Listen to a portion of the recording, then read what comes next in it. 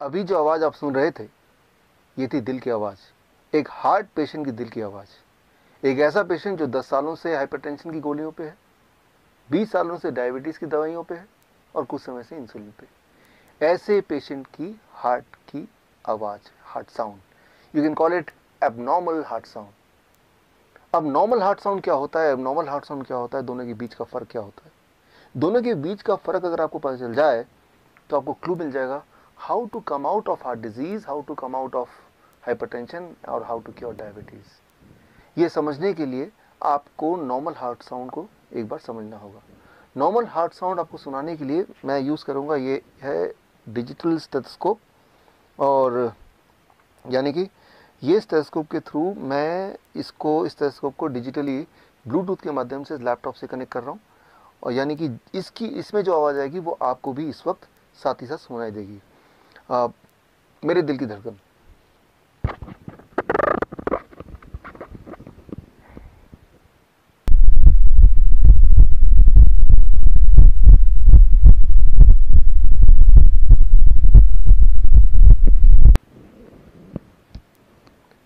अभी जो आपने आवाज़ सुनी ये है नॉर्मल हार्ट साउंड। वो जो आवाज़ थी वो थी एबनॉर्मल हार्ट साउंड। ये जो नॉर्मल हार्ट साउंड है इसमें आपने ध्यान दिया होगा तो आपने सुना होगा लब डब लब डब लब डब। वो जो हार्ट साउंड था उसमें भी था लब डब लब डब लब डब, लेकिन साथ में एक घिसने की आवाज़, एक रगड़ने की आवाज़। कैसे?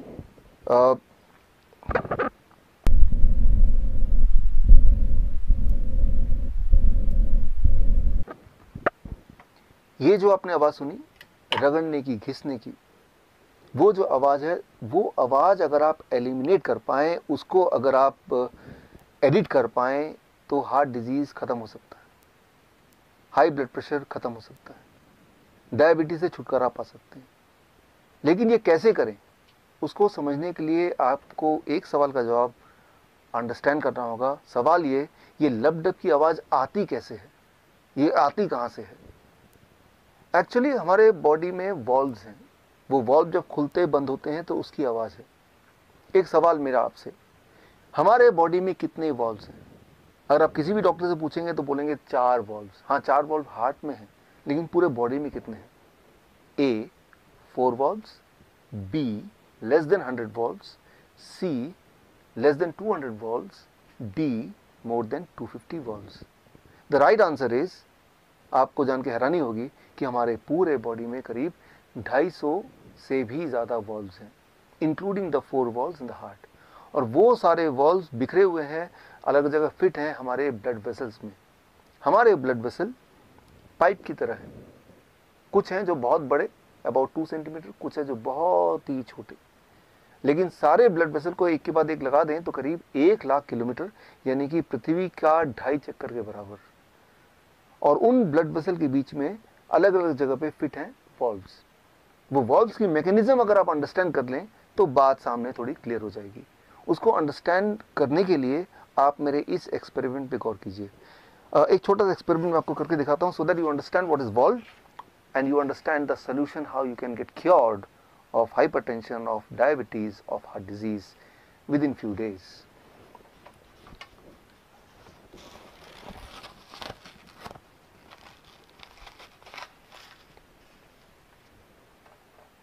अब एक छोटा सा एक्सपेरिमेंट आपके सामने to make you understand what are valves and what are their functioning.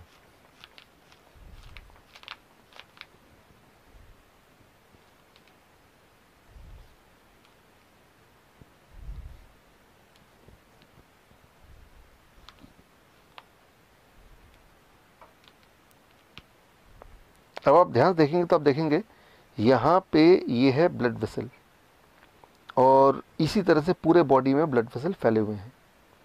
अब मैं अपने एक फिंगर से ब्लड वेसल के यहाँ पे मैं इसको अगर मैं ज़ोर से दबाऊँ तो ये ब्लड वेसल्स के ब्लड के फ्लो को मैं रोक रहा हूँ, और जो ब्लड इसमें भरा हुआ है उसको मैं अपने थंब से पुश कर रहा हूँ।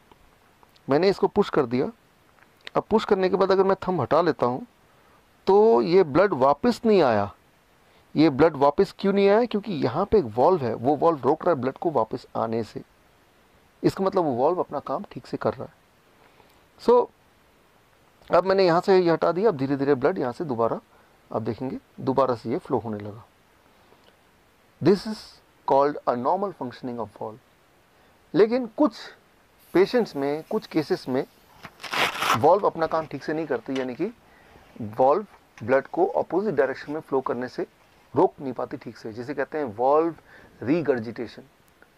और ऐसे में आती है सारी परेशानियां। इसको ज़रा समझें। हमारा जो ब्लड वेसल है उसमें ब्लड फ्लो होता है, जिसके माध्यम से ऑक्सीजन फ्लो होता है, जिसमें शुगर फ्लो होता है, कोलेस्ट्रॉल फ्लो होता है, कैल्शियम फ्लो होता है, मिनरल्स एंड विटामिन फ्लो होते हैं, वेस्ट मटेरियल फ्लो होते हैं, इम्यूनिटी फ्लो होती है, पूरे हमारे बॉडी का ट्रांसपोर्टेशन सिस्टम। और कुछ लोगों के केस में उस ट्रांसपोर्टेशन सिस्टम में, यानी कि ब्लड वेसल में कहीं कहीं गड्ढे होने लगते हैं, और जिसकी वजह से शुगर का फ्लो ब्लड में ठीक से नहीं हो पाता, शुगर ब्लड में ही ठहरा रहता है। और तब अगर वो ब्लड आप लेते हैं, ग्लूकोमीटर में डालते हैं, तो हाई ब्लड शुगर दिखाता है। या फिर कुछ केसेस में वो गड्ढों में कोलेस्ट्रॉल जम जाते हैं, कैल्शियम जम जाता है, जो ब्लॉकेज बन जाता है। और ब्लॉकेज बनने से ये जो ब्लड वेसल की जो डायमीटर है वो थोड़ा कम हो जाता है। Less diameter means more pressure, high blood pressure. और आप हाई ब्लड प्रेशर की दवाइयाँ लेते हैं, वो दवाइयाँ इन गड्ढों को ठीक नहीं करता, उन ब्लॉकेज को नहीं छेड़ता। वो दवाइयाँ क्या करती हैं, आपकी हार्ट को कमज़ोर कर देता है ताकि प्रेशर कम हो ब्लड का। यानी कि वो एक प्रॉब्लम और जोड़ देता है। वो ब्लॉकेज को तो ठीक करता ही नहीं है, ऊपर से आपके हार्ट को कमज़ोर कर देता है। सिमिलरली ब्लड शुगर की जो दवाइयाँ आप लेते हैं, वो क्या करता है, शुगर को ब्लड से निकाल के कहीं और छुपा देता है, हार्ट में छुपा देता है, किडनी में डाल देता है, आंखों के पीछे छुपा देता है। और जहाँ भी वो छुपाता है वो वाला ऑर्गन धीरे धीरे सड़ने लगता है।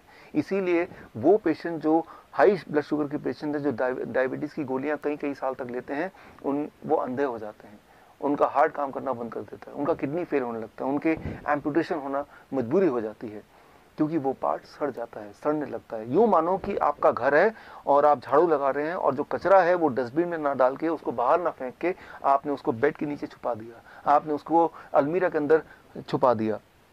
कुछ समय के लिए वो घर बिल्कुल साफ सुथरा लगेगा, लेकिन उसके बाद बदबू आने लगेगी, सड़न आने लगेगी, आप ऐसे घर में रह नहीं पाएंगे। आपका बॉडी भी एक घर है। ये जो ब्लड वेसल है ये एक ट्रांसपोर्टेशन सिस्टम है, और कुछ लोगों के केस में उस ट्रांसपोर्टेशन सिस्टम के बीच में कई कई जगह पे गड्ढे गड्ढे गड्ढे गड्ढे होने लगते हैं, जैसे हमारे पूरे देश में सड़कों पर गड्ढे हैं। और अगर वो गड्ढों का मेंटेनेंस हो जाए, अगर वो रिपेयर हो पाए, तो आप हार्ट डिजीज से छुटकारा पा सकते हैं, या डायबिटीज़ से छुटकारा पा सकते हैं, हाइपरटेंशन से छुटकारा पा सकते हैं, और वो जो एबनॉर्मल हार्ट साउंड है वो भी फिर गायब हो सकता है।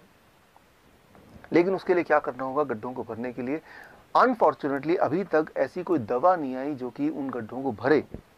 लेकिन हाँ, कुदरत ने आपके बॉडी में एक ऐसी ताकत दी है जिससे आपका बॉडी खुद ही एक तरह का गैस प्रोड्यूस करता है, जिसे आप बोलते हैं नाइट्रिक ऑक्साइड। और वो गैस जब एक लेवल से ज़्यादा प्रोड्यूस होने लगता है तो वो ब्लड वेसल की मेंटेनेंस करने लगता है। So that is Nobel prize winning science 1998।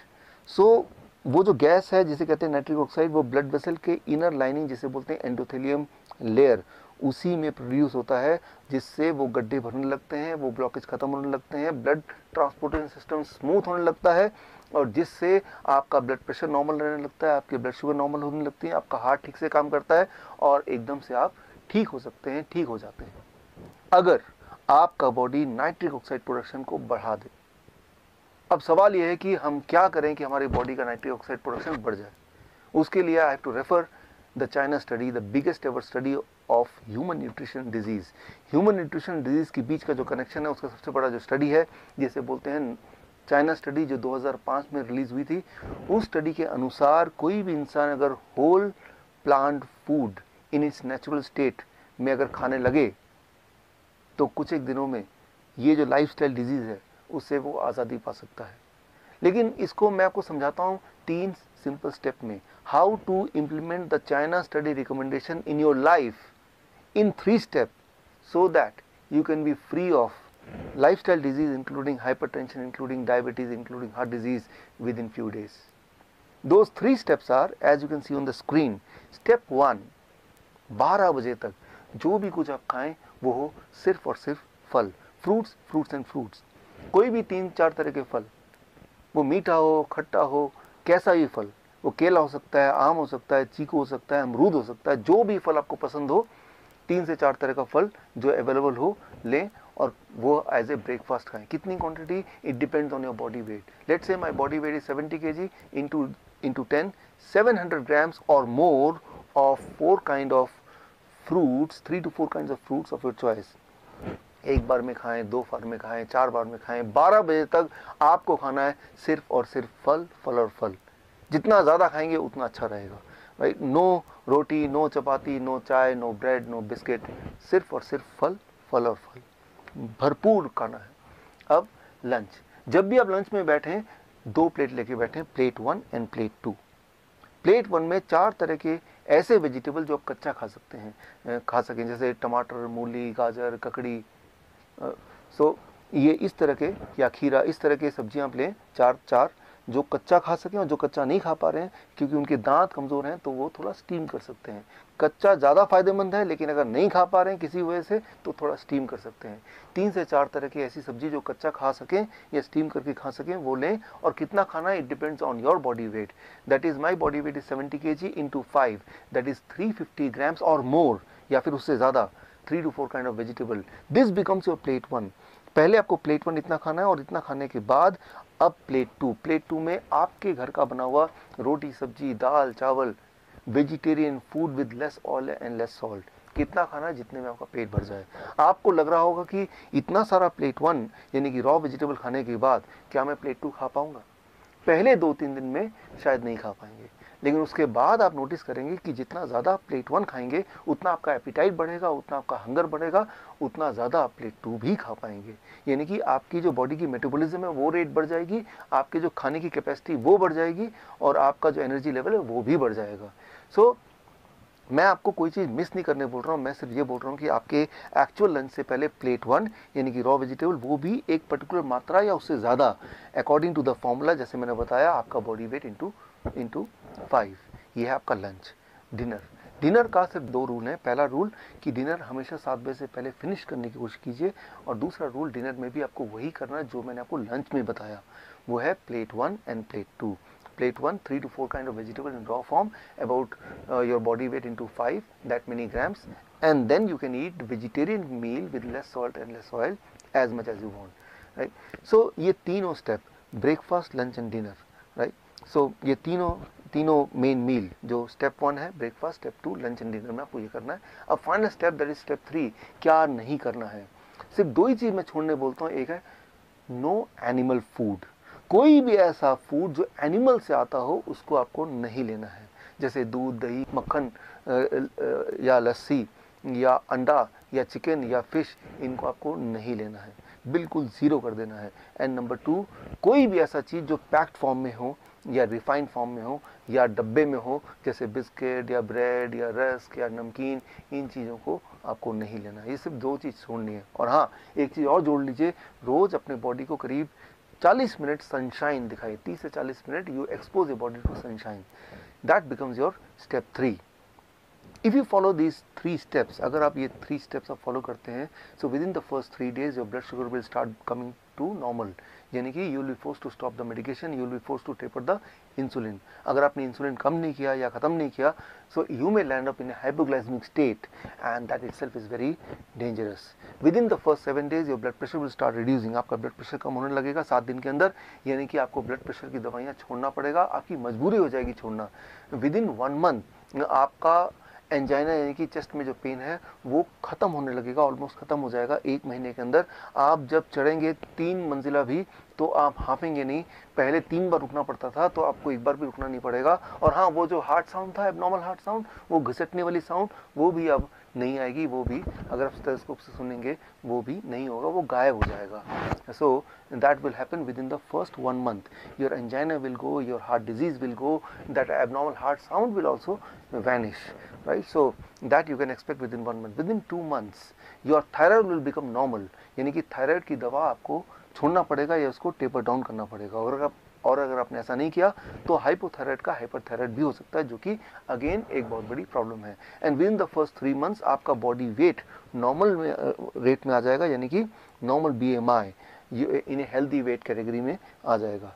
And this all will happen with in the first 3 months of following this diet in these 3 steps. कई बार मेरे पास पेशेंट आते हैं, वो बोलते हैं डॉक्टर साहब मैंने आपकी रिकमेंडेशन को फॉलो किया और 3 महीने के अंदर मेरा ब्लड शुगर, मेरा ब्लड प्रेशर, मेरी हार्ट डिजीज, बॉडी वेट हर एक में फ़ायदा हो गया, अब मुझे इस डाइट पे कब तक रहना है। मैं उनको एक ही उदाहरण देता हूँ, और वो उदाहरण ये कि मान लो कोई आदमी आपके पास आता है पूरी तरह से कीचड़ से लथपथ, आपको बोलता है कि मुझे साफ होना है, मुझे क्या करना है। आप बोलेंगे जाइए जाके नहा लीजिए। वो नहा के साफ सुथरा क्या आता है, बोलता है कि मुझे कब तक नहाना है। अरे भाई, जब तक आपको साफ रहना है, यानी कि जीवन में हर दिन। सिमिलरली आपका जो ब्लड वेसल है वो रोज ही टॉक्सिन उसमें भर जाते हैं, जम जाते हैं, और रोज ही उसकी मेंटेनेंस होने की आवश्यकता होती है। यानी कि रोज ही आपके बॉडी में नाइट्रिक ऑक्साइड का एनफ मात्रा में प्रोडक्शन होना बहुत आवश्यक है, और वो तभी हो सकता है जब ये डाइट आप लगभग रोज फॉलो करें। हाँ, एक छूट मैं आपको दे सकता हूँ, दैट इज चीटिंग डाइट। हफ्ते में एक दिन आप कभी पार्टी में जाते हैं, कभी पिकनिक में जाते हैं, कभी कोई बर्थडे एक्सेट्रा में जाते हैं, तो एक दिन के लिए you can enjoy the flexibility, you can ignore these rules and you can eat whatever luxury food you want to eat। लेकिन वो सिर्फ हफ्ते में एक दिन, वो अभी नहीं, आज से 3 महीने तक ये डाइट फॉलो करने के बाद जब पूरी तरह से आप बीमारी से आज़ाद हो जाएंगे, दवाइयों से आज़ादी मिल जाएगी, तब हफ्ते में एक बार you can go for a cheating diet. यानी कि मैं ये बोलना चाह रहा हूँ कि you are enjoying the social celebration also, and you are enjoying the good health also। ये डाइट अगर आप फॉलो करेंगे तो आप बीमार पड़ नहीं सकते, और जो बीमार हैं वो बीमार रह नहीं सकते। This is doctor Vishwaroop Roy Chowdhury. All the best. जय हिंद। Thank you.